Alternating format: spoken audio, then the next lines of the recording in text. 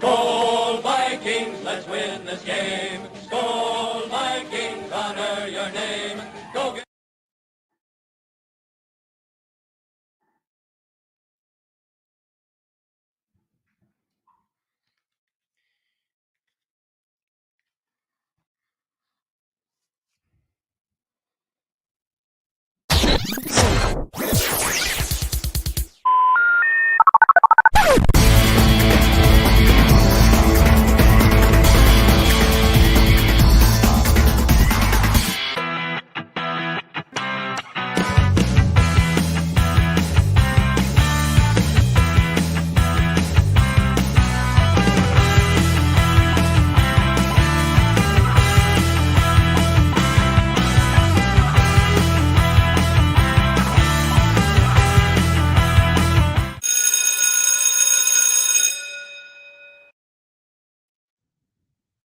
Welcome in to the Skol Purple podcast, the fan express line, where the Minnesota Vikings have just defeated the Buffalo Bills. And I'm cracking myself one of these because we've got to cheers the Vikings beating the Bills.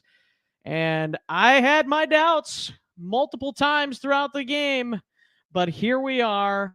The Vikings have won against the Bills, and we are going to talk about it. We're going to have some others to join me here momentarily, and that's all coming up right after this.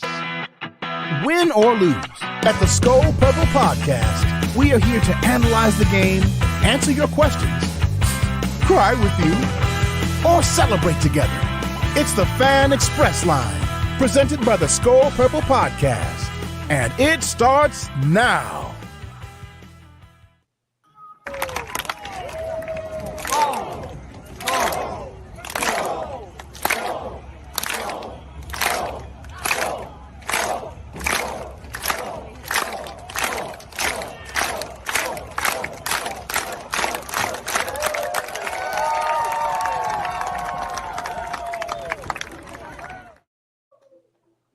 There you have it.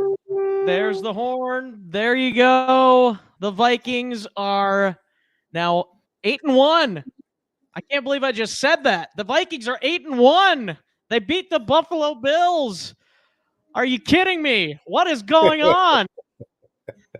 What is going on, guys? This is amazing. That was one of the greatest games I think I've ever seen. And there was so like I was saying in the intro, like there was so many times where I was just like, okay, it's over. We're done. Especially with that long lull that the Vikings seemed to go in from the second to fourth quarter, and they did that again. And then the interception, or what was it? Was it an interception that ended up getting the Vikings the points, or it was something that turned the game around, kind of a big sack or something. Anyways, Vikings end up coming from behind yet again to win. And it should have been done in regulation. That's another story. But the Vikings did it anyway. They had Dalvin Tomlinson, who wasn't in the game. They had some other injuries. Cameron Dancer going down on IR. And you had Duke Shelley, of all people, covering on one of the final plays of the game. And it doesn't matter. It didn't matter. None of it mattered. Kirk Cousins had a few blunders in the game. Didn't matter. The Vikings still won, and here we are, 8-1. I'm on the train. I'm on the Super Bowl train. I'm on it. I'll get pulled off very soon, but I'm on it for right now, man. I'm on it for right now. David, give me your thoughts first. Man, I'm still racing right now. Me and my wife and the kids been jumping around for the past 15 minutes. Like, even after the interception that Peterson get in, we didn't even have enough energy to get up because we've been jumping around all day. But I love it. I love it. I mean, we can nitpick, but what can I say? Like, everything that went bad, that can go bad in a football game, happened.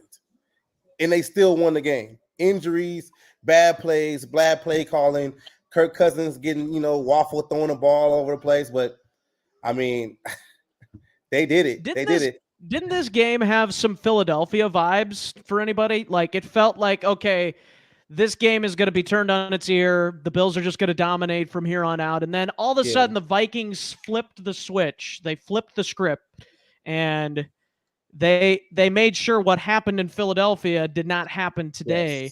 And that's what I wanted to be able to see against a great team. And I don't care if Tre'Davious White was out. They had other injuries. Greg Rousseau was out. Yes, we know that. But man, oh man, did they deliver when they needed to. And I still can't believe that Jefferson catch. Are you kidding me? How did he catch that? How do you catch that, dude? Like, I couldn't believe the one that Diggs made, but then Jefferson did it, and he had a guy on him. It's like, how do you do that? It's like David Tyree in the Super Bowl. Yeah. Might have been better than Tyree. Honestly, than Tyree. Obviously not that magnitude, but my goodness. Unbelievable. Immortal, says Bandito. Appreciate you getting in here, man. We got Elijah in here. Skol. Yes, indeed. The Vikings win. We've got my boy Tony waiting in the room here. Tony, welcome in, man. How does it feel? How does it feel, man? It feels great. Yeah, wow. I'm exhausted. Has anybody said that yet? I didn't have much sleep last night, and boy, I'm gonna need twice as much now from the tiring of that game for sure. But, yeah, the ebbs and the flows. I know you guys have probably already talked about it, but boy, oh boy, it was like every time you thought this game was either that's it, this is our second loss, or okay, like we're gonna do this. It was like no. We got, it was like wait for the commercial break. It was like watching reality television. But wait, there's more. That's right. So no, That's super exactly excited, right. guys. Obviously, 8-1 is huge. Great ball club. I was obviously listening before I jumped on in here, and Carson, to your point, certainly there was injuries on the Buffalo side, but there's injuries on our side too. Right. As much as we want to obviously nitpick our defense, Cam certainly has been in that spot for a reason, and our secondary is already a little suspect. So having him out was kind of a big deal. And then we lost Za'Darius, I believe, all but for one play in overtime there. I don't know if anybody noticed that. When he came out with that, looked like, again, I don't know, we'll see what they say, but looked like they was looking at his knee. But he was out, and then that final drive that Buffalo had, I saw him go in for a play and then limp back to the sideline again. So I'm hoping the fact that they felt comfortable enough putting him back in the game, even if it was just a play, probably means it's nothing super serious. Obviously they're not going to put him out there thinking, it's an ACL or MCL or something like that.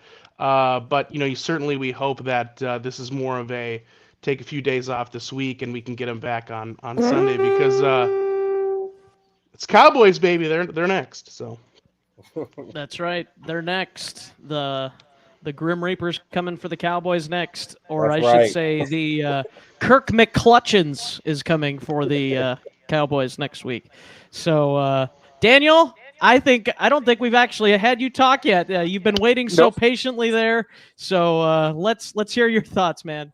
Well, and one more injury to Tony's point is Darisaw. We saw him go out, and when you think about that, as soon as that happened, I was like, well, they're going to switch Von Miller to that side, and Brando's going to get murdered. But he did phenomenal for Darisaw coming out. Didn't ever hear an update that I remember on him, so hopefully we see him back. But overall, I was I'm excited about the win, not just because it's a win, because every time that I think I've been on your show, I come in saying a win's a win, we take it, whatever. But this one meant more because of who we were playing. It was, Buffalo is probably the top choice to win the Super Bowl this year. And we came and put on a show. And not only did we beat them, but we beat them with Josh Allen, who was slinging the pigskin and running like a wild man today. I mean, he played a good game. And the Vikes, just like you guys were saying, didn't let go. Showed up on defense when we needed them to, which is really nice to see, especially with the injuries that we've had. But coming away on offense, you still got to look at the things we aren't doing. And it's that lull from that first drive of the game, why we disappear for 2.5 quarters or basically do nothing. and then decide to show up in the fourth quarter and make all of our hearts go through the roof. I don't know, but we got the win, and it feels good to be sitting where we're at right now. Super Bowl preview. I just saw you put that in our chat there, David. Let's go, man. Let's go. Let's go. I called it earlier this year. I told everybody Super Bowl, Minnesota, and Buffalo. 2 teams that's never won a Super Bowl before. That's what it's going to be. Somebody's always got to go. It's like a Super Bowl it's literally preview. like even in this game that the laws of physics were just against both teams winning. Like the catch that wasn't called, or that was called a catch that shouldn't have been called. Yep. Then the fumble in the end zone that the Bills were gonna win. Oh wait. Oh my gosh. I cannot believe this game. I mean, in those situations, that's probably the most frustrating thing if you're a Vikes fan, is not putting the nail in the coffin. You know, we're at a goal line stand right there. How do you not get a half yard? I mean, I don't care who you're going against. A half yard is nothing. And Kirk's not able to get in, you know, not blaming him or the line specifically, but as a team, you got to get in. And then in overtime, when you got a 1st and goal from the 2 or 3, whatever, after that Justin Jefferson catch, you got to get it in. Like, those are things that you look at and you say, this shouldn't have been this heart-wrenching of a game. We should have put this away much earlier, which also says something about the team, because they got to those points. They could have done it. They just didn't. But how do we get over that hump and just take care of business when you have the opportunity? Right. I agree. Yeah, that's a good question, Bandito. How did we win? I don't know. I really don't know how we won this game, but we did. We did. You start thinking about all the different chances we had and Buffalo had. You know, it's funny, David, on Twitter, I think I restated the same thing that I said to you. You know, this had to have been 4 or 5 weeks ago when we were talking about it. You brought it up. You did call it. You said, I think it's going to be Bills-Vikings Super Bowl. And at that time I said, you know, that's going to be the one Super Bowl we end in a tie. And I restated that same thing today when we went into overtime. I'm just like, if we end in a tie today, it's just proof that neither the Bills or the Vikings can have anything nice. But thankfully we came out on top. Yes, right. The space-time continuum is going to erupt. But not so fast. Not so fast. But David, were you gonna say something there? Yeah, I mean, the play calling too. You know, if you want to, call things out, just like Daniel said, like when you were that close, 1st and goal, bring the fullback in. Let the running backs run behind the fullback in this game early. Trying to get too cute with the passing or whatever, especially like that possession after the fumble. That really upset me because the two plays consecutive, the 3rd down and 4th down, they do 2 passes when they should just ran the ball.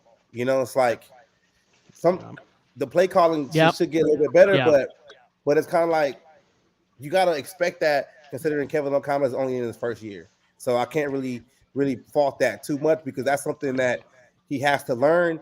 And this is going to be a big game for the whole team to learn from, because it's like everything bad that happened and they still won. They still made the right adjustments to still win the game.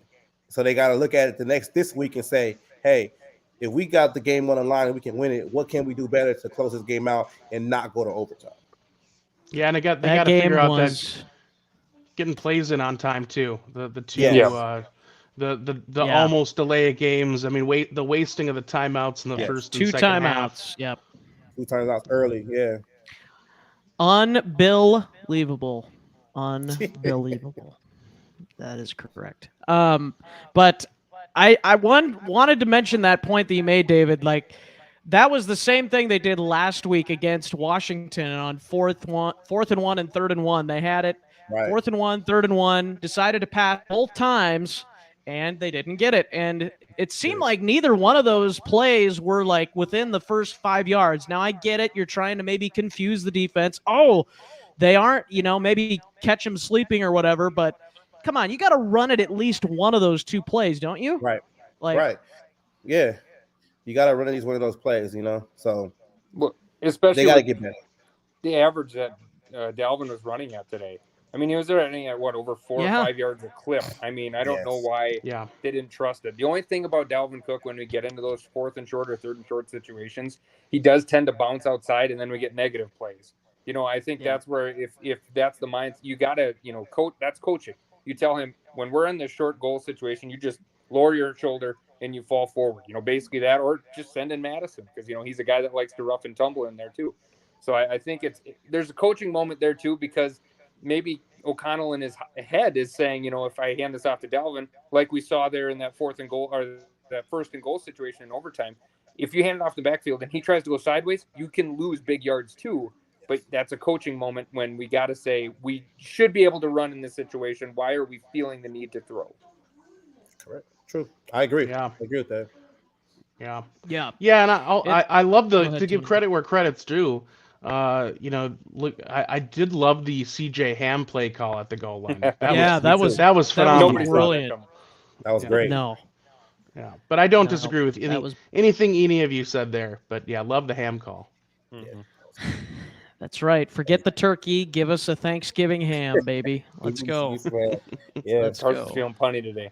But what do you guys think about the play when Hawkinson looked like he got hit, he got rocked kind of hard, and then Kevin O'Connell ended up having he didn't have to call a timeout. I kind of think like he did it on purpose because you know with all the stuff that's going on with Tua or whatever, you can clearly see that after you know Hawkinson got hit head to head, I wouldn't say he was out, but he got rocked. And if he would have went that, you know, played that next play, it would have been this, you know, he's playing whatever.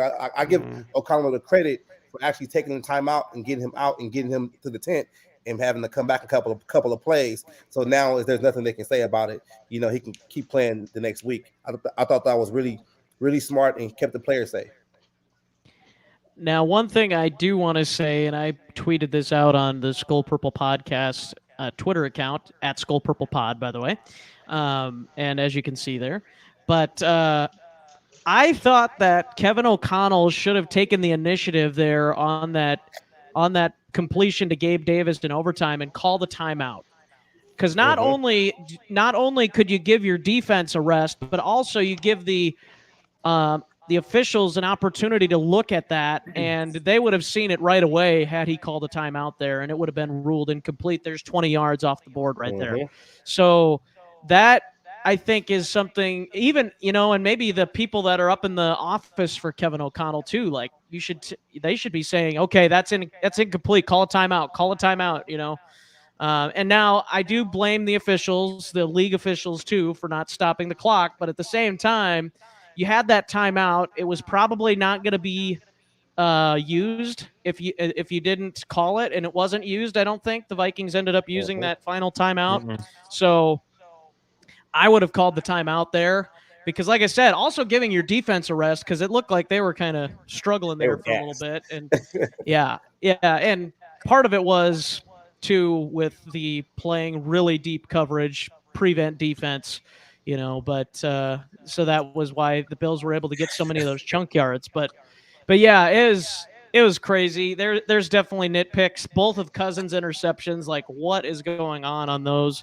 Like the second one especially, like what did he see? Like it must have been out of the corner of his eye, like Daryl Johnston was saying, because I don't know how else he would have made that throw. And the first one, I don't know how, with a clean pocket and being able to step into a throw like that, how he sailed that one to KJ Osborne. I was just like, what is going on here? This is just like so unlike Kirk. He kind of looked just like rattled, you know, those couple of throws. But again, all of that aside, the Vikings find a way. The defense gives up a lot of yards, probably over 300 yards passing again by the end of it. I didn't look at the stats yet, but absolutely insane amount of yards that they've given up throughout the season, especially pass defense-wise. And it just doesn't seem to matter because they get these opportune turnovers, opportunistic all the time, it seems like. Patrick Peterson, 2 huge red zone interceptions. And the Vikings, the one thing I will have to say is the Vikings have to be able to wrap up in the backfield. And I understand that Josh Allen's one of the hardest quarterbacks to take down for a lot of reasons. But you got to, on those 3rd and 15s, man, just bring him down. Like you can't, you can't let him get outside the pocket. And I was pretty animated, I guess. So I'll use that word at times with some of those plays. And I get it. He's kind of like Mahomes in a way where he just makes these magical plays happen, but he's so much bigger than Mahomes where it's like you can have him 1 second and he just is able to power through almost too. It's not just the speed, it's the power that Josh Allen has as well. But yeah, that's just kind of some of my thoughts that I had from the game. But again, just finding ways to win when the odds were against them. And man, we should probably pull up some of these press conferences and stuff, but just because I'm interested to see what the reaction is. I'm ready to. Are we ready to get Kirk his chains again? Are we ready to? I mean, what can he do next now on the plane? Like, what's next? The shirt's already off. Like, what is he gonna do next, man? Yeah, he's gonna get grills from JJ probably. Yeah, he might have to need a grill now or something. Yeah, there you go. And Carson, to build on what you were saying there, I think the league's gonna have to look at that situation with the catch or not on Gabe Davis. I don't think they, a lot of people are saying, well, Buffalo rushed it, of course, to play the next play before they could review. Smartly. I don't think they should be allowed to at that point because the Vikings aren't able to challenge. Granted, we didn't have a timeout left because of that Zadarius Smith injury. We lost our timeout. But I think it's important for the league to realize, given the situation, if we even had a timeout to challenge, well, it's under 2 minutes, it shouldn't be, and it's an automatic booth review, they have to change that rule. They cannot rush that and just play on because that easily could have cost us the game. Yeah. So I think that Zadarius Smith injury, Daniel, actually happened after that Gabe Davis catch. I'm pretty sure because I remember seeing a timeout on the Vikings, at least on Fox. Maybe they had it wrong, but I remember seeing a timeout there on their little rectangle timeouts. And you're probably right there. But again, the NFL needs to make that call. Like it shouldn't have to come to that. I agree.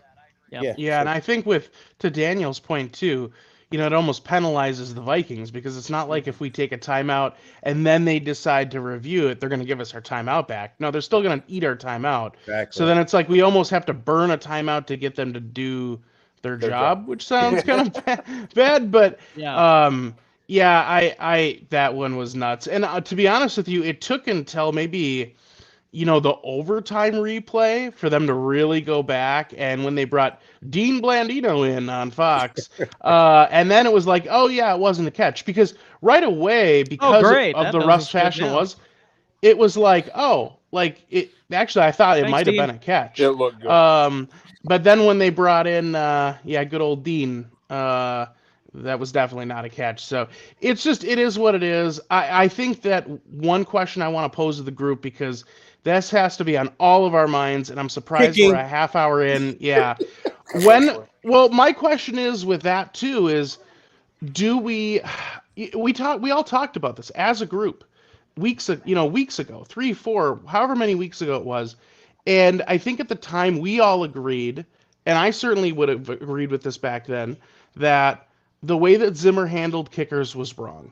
And we need to let the guy or guys, whatever it might be, punter, kicker, whatever, work through their issues and then, try not to attack them, try to fill them with confidence because all these kickers are generally really, really talented. It's kind of like spot up shooters in basketball, right? Like every NBA player, for the most part, can shoot and shoot really, really well.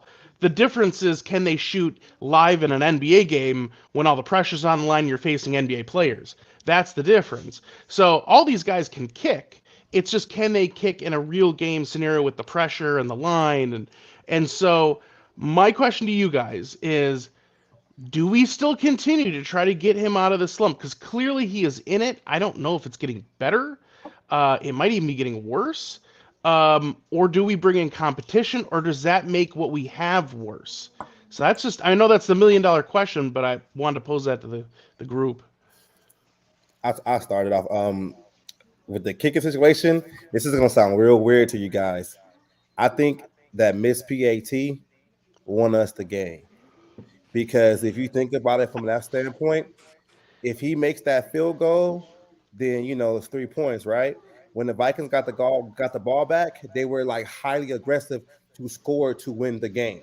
You get what I'm saying? Like it kind of changed it for me. Like I was pissed, like, oh man, he missed the kick again. But it's like it changed the complexity because it was like you got to score touchdowns to win this game now.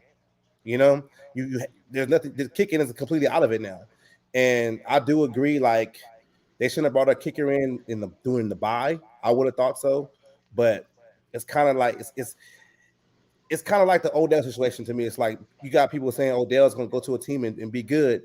It's kind of too late to kind of bring a kicker in right now to try to see if he can kick because he hasn't been in anybody's camp or like what do? You take a kicker off somebody's practice squad?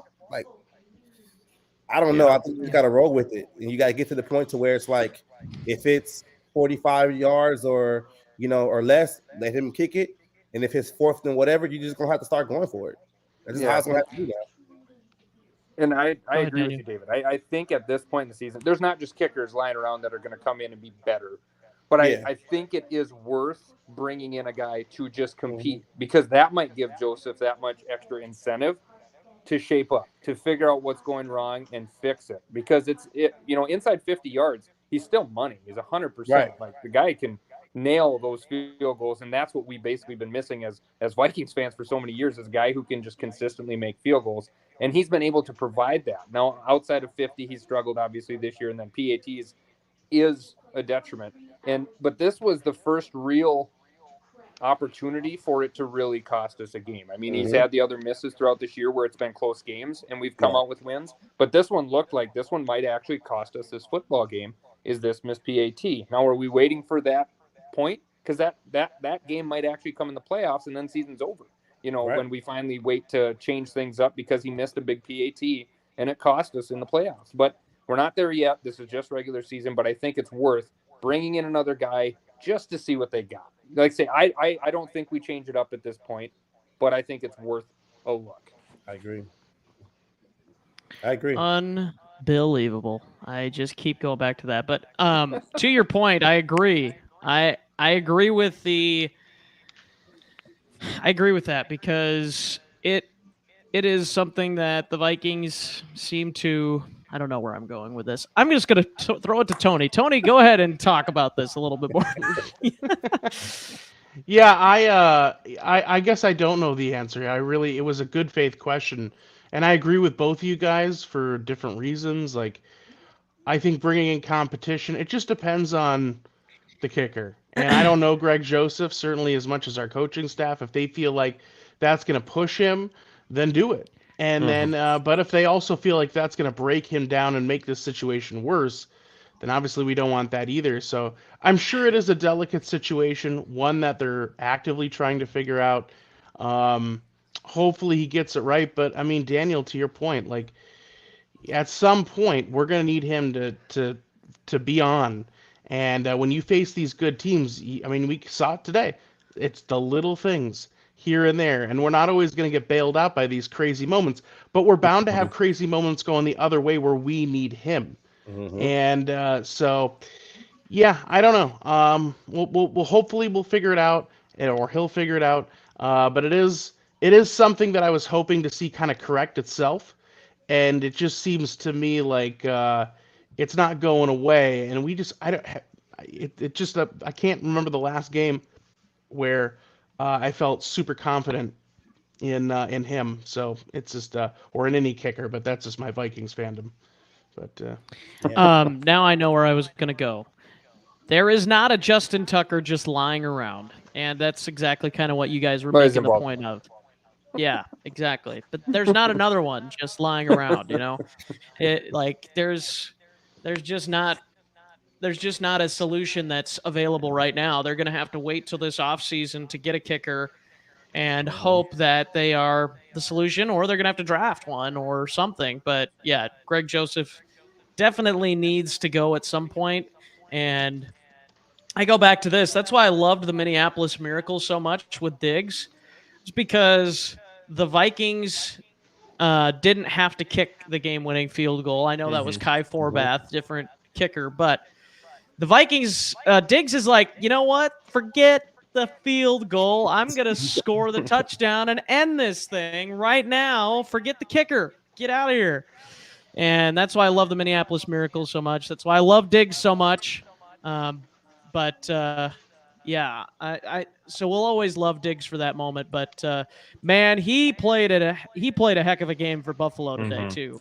And I think Jefferson ultimately won the war with that. But man, he is still fun to watch. Could you imagine if we had both of them somehow? Like unbelievable. Oh my gosh. I know that we wouldn't have had that pick had we not traded him, but man, if you could imagine a world with Diggs and Jefferson on the same team, good luck. Good luck. Yeah, but yeah, let's any other points you guys want to make before we move on to a segment called Game Balls, where we are going to play Kevin O'Connell here, and we're going to give our game balls to who we think deserves them. I think we know at least a couple of them for sure. But anything else anybody wants to mention first? Now let's do it, dude. Let's do it. All right, let's go ahead and get into it. I'm going to go ahead and lead off because why not? So I'm going to go ahead and give my first one. That's right, supposedly. I'm going to go ahead and give my first one to Justin Jefferson. I'm just going to get that easy one out of the way. The catch of a lifetime that he made on that 4th and 18.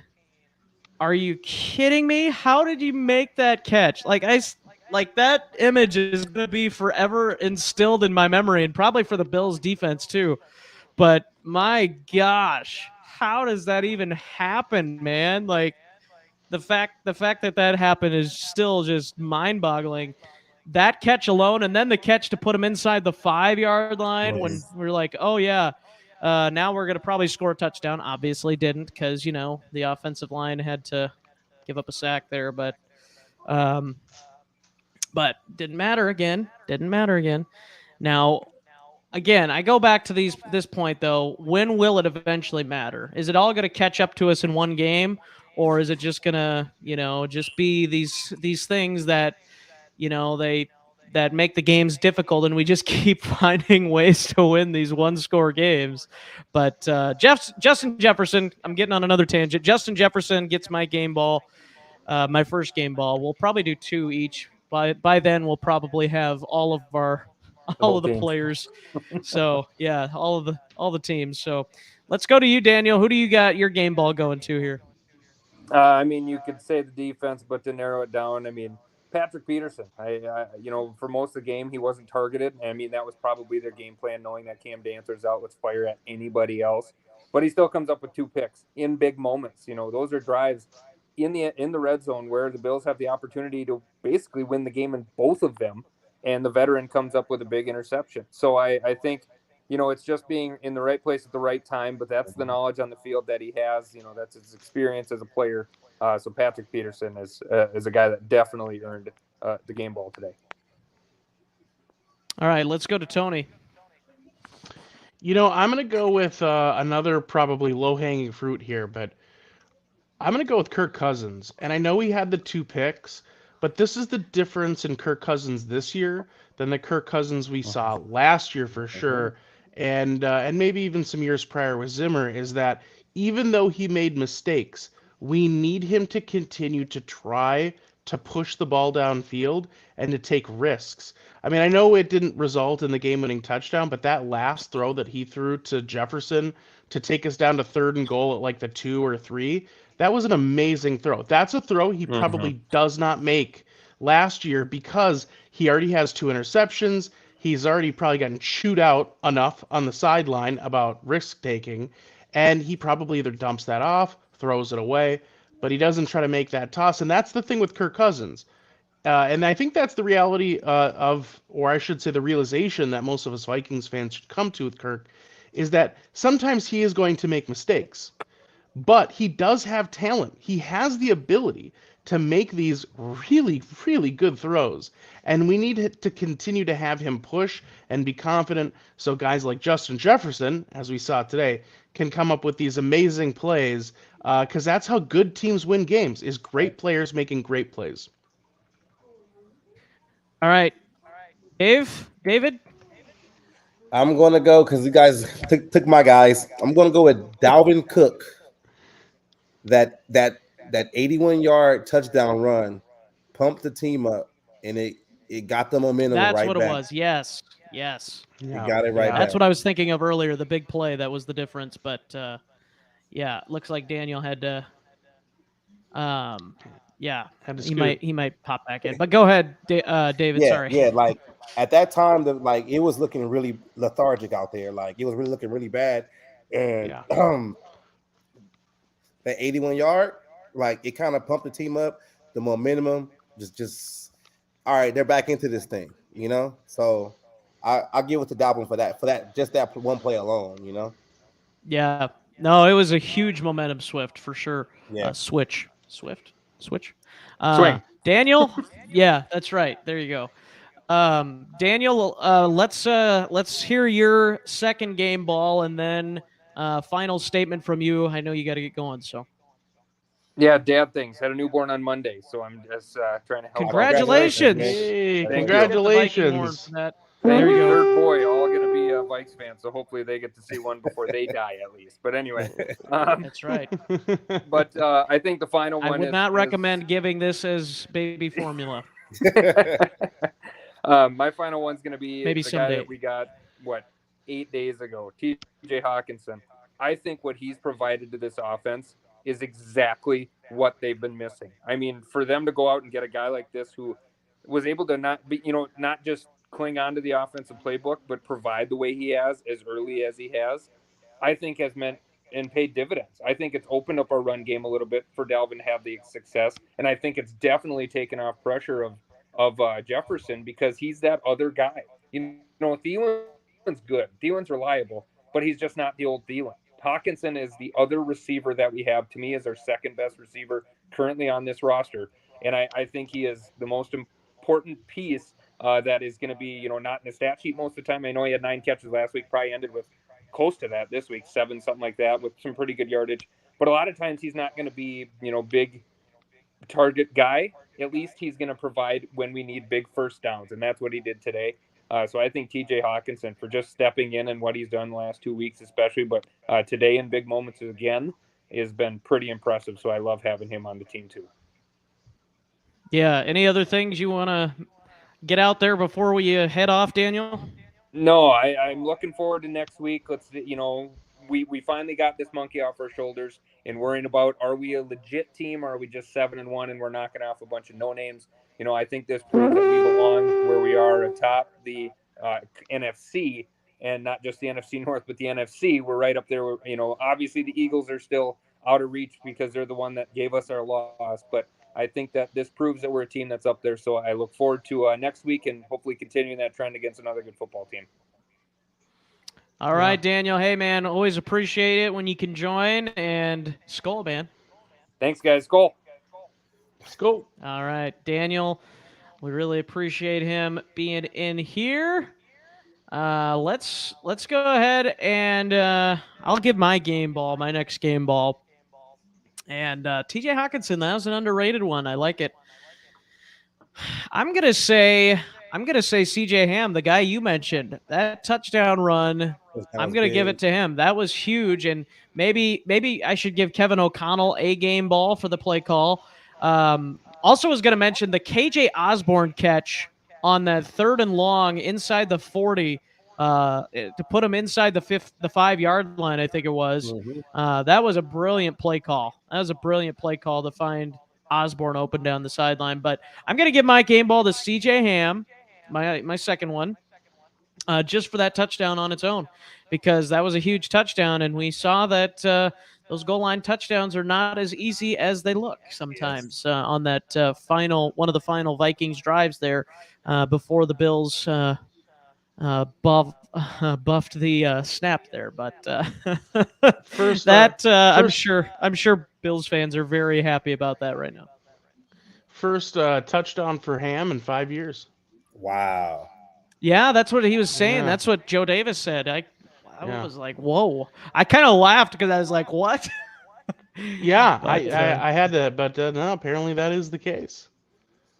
But good that's for him, right. man. Dalvin Cook fantasy owners aren't happy, but that's okay.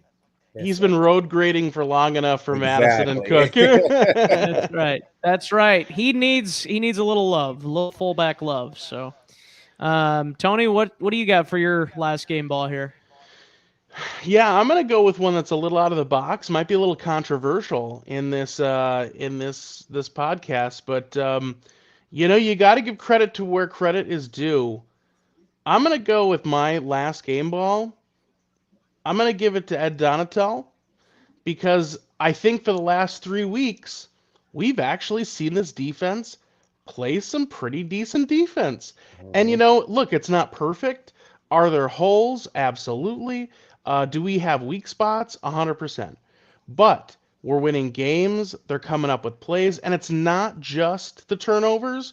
There have been some big pass breakups. There's been some big tackles.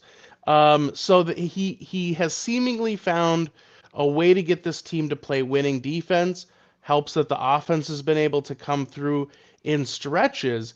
But the offense, for again the last couple games, I mean, against Washington, they basically played one drive and the last 5 minutes of the game, Mhm. and the rest was the defense keeping us at least in the realm of possibility to win that game. So, yeah, I'm taking it to Ed Donatel. Keep on working, Ed. But I think you deserve a little credit. That's right. That's right. David? Um, Eric Kendricks, Yeah. the fumble recovery for the touchdown at the end of the game, that is perfect for like the whole game. I'm not gonna say he was getting beat, but he's an older guy now. He's not as fast as he used to be. He got Josh Allen coming at him 100 miles an hour, and he's still holding on to him, trying to tackle him, which is fine. At least he's not getting hurdled like Anthony Barr did. But it's just being knowing like being aware of what's going on right there and getting that touchdown, like that's huge. That's huge. That's creating your own opportunities. And I think Kendrick is actually like that fumble recovery for a touchdown, like that. That's huge. Huge. Yeah, Yeah, that was a good one. agreed. That was a good Yeah, it'd be one. nice. He did. I've been happy with seeing Kendricks take a little bit more. It seems like um, he's been a little bit more of the player that we've been used to Yeah. seeing over the last couple weeks. Right. And I think, it's underrated having him out there without Barr. He Mm-hmm. was playing beside Barr for however many years, and I know Barr's had some injury issues, but you take away those familiar surroundings. It's a Right. new playbook. It's going to take a little time, and it looks like Kendricks has started to turn the corner a little bit, and that's been a really big benefit to our defense. Yeah, the thing about playing defense is basically more about like trust and reacting. So the reason why that Zimmer defense was so good 2017, they played together for a long time, so they knew where the next guy was going to be. And you can see like when the defense really started to get bad is when Xavier Rose couldn't cover anymore and Harrison had to do so much. And then you will see those guys kind of bicker and go back and forth because it's like you're not trusting the next guy over you. So if you actually think you gotta go to the other side and cheat to help this guy out, now your guy's blowing you out. And it's all about trust. So I agree with that. Yeah. Yeah, Yeah, 100%. yeah, absolutely. Well, again, the Vikings get a big signature win against the Buffalo Bills on the road in Bills Mafia Nation. And they come away with their 8th win, 7 in a row, baby. 7 in a row. Can you believe it? Can you believe it? I still can't believe it. I I can't still believe it can't believe either. it. But here we are. This is probably the same feeling we're gonna have if probably obviously on a much larger scale if they actually do get one before we die. But let's not get too ahead of ourselves. But I do think I'm hopping on the we are a real contender, Super Bowl contender train now. I wanted this to happen before I jumped on, and here we are. I'm jumping on. I'm jumping on the Super Bowl train. Here we go. Let's do this thing. But before we go ahead and wrap up, gentlemen, another segment we started a couple of weeks ago, David. You weren't here for it, but Okay. we're doing a new segment called List of the Week, and this is not really football related. But what we are doing is a couple weeks ago before Halloween, we did candy, what your favorite Halloween candy is. And this week, I am changing it up because Tony and I, we've had some interesting discussions about breakfast food. So we are going to make this list of the week this week breakfast food. And we each are going to give our top three. It's basically like a draft, our top three draft picks for breakfast food. And you cannot take the same breakfast food that somebody else took.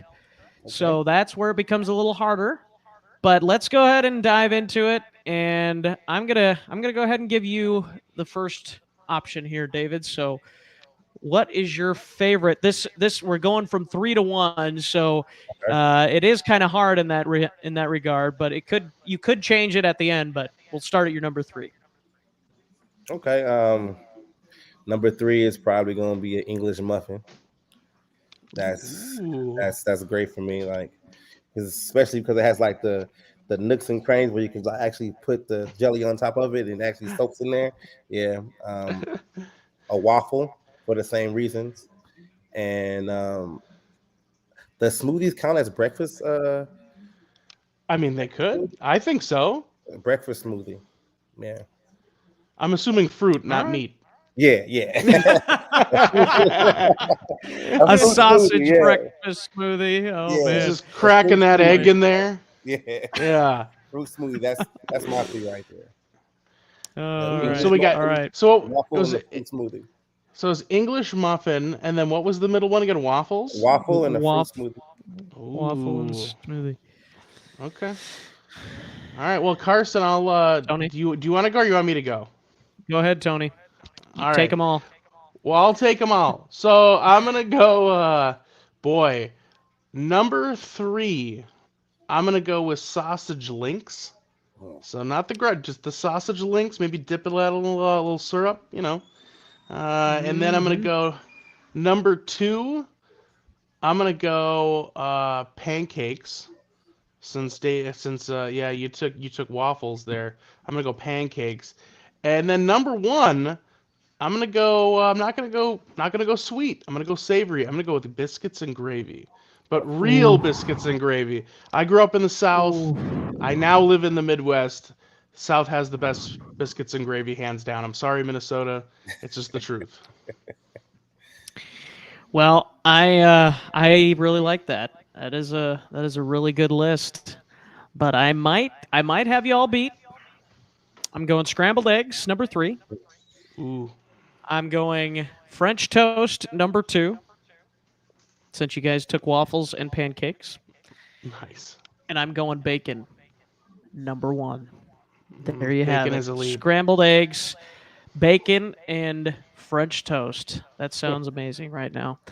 I'll see you later. We'll see you later. Carson, mic drop. Carson, I feel like you could even assemble like a French toast McGriddles with the French toast, the eggs, the bacon. Yeah. Oh yeah. There you go.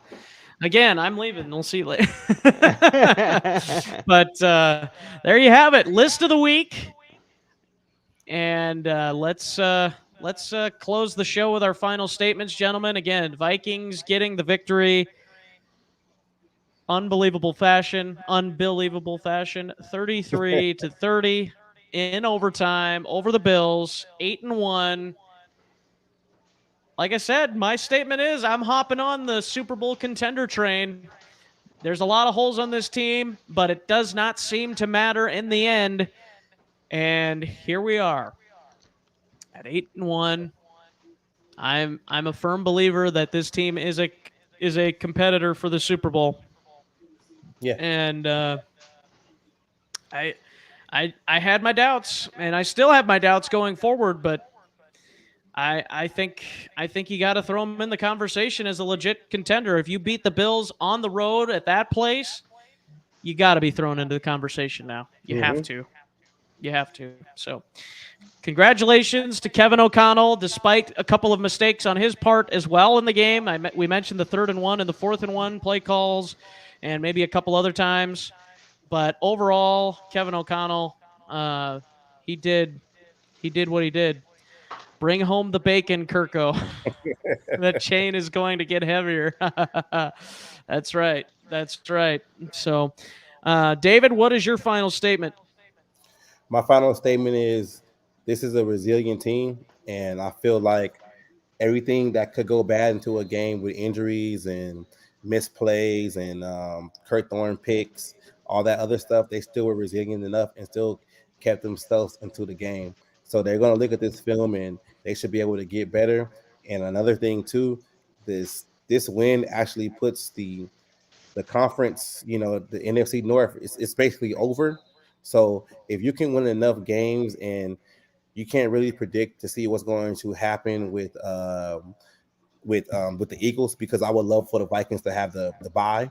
But if they can get to the end of the season to where they can start resting guys for the playoffs, and they can really go into the playoffs and be 100% healthy, well, not 100%, to be more healthy than what they are right now, then these games are going to count, because it looks like they can beat Dallas next week, and then it's New England.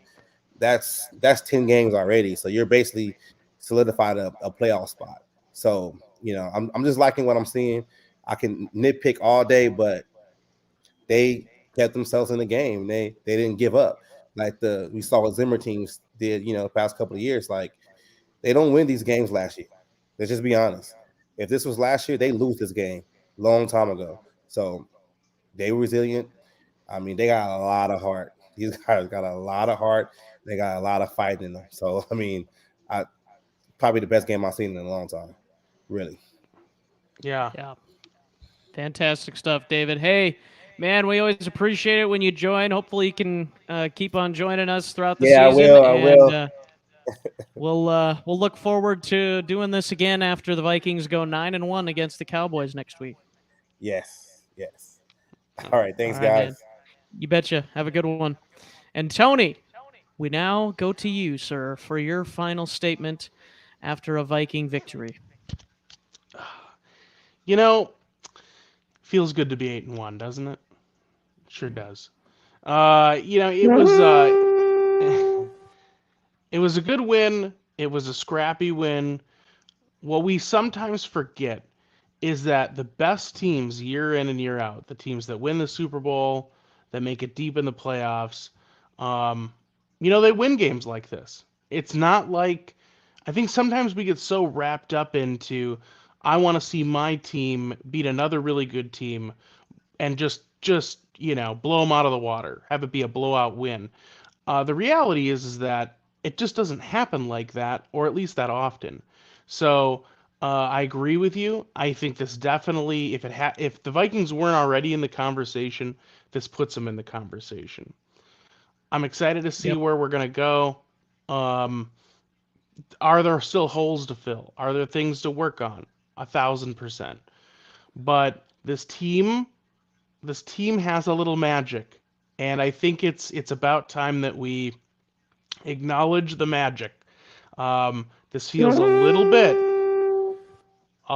bit like that 2017 team, where it might not be as much of a ragtag group. I think we've got some superstars on here, but boy, there is a little bit of magic in this bottle, and it's going to be fun to see where we go. It's a kind of magic.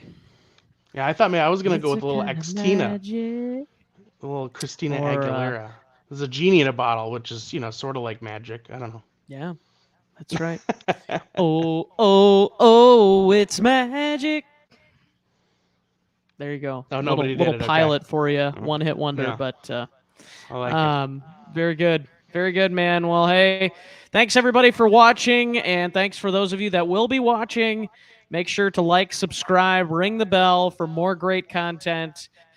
Just dropped Tony's show yesterday, so make sure to get to that, and make sure to come back for all of our content this week. And Tony, as always, and especially after a win, Skol. Skol.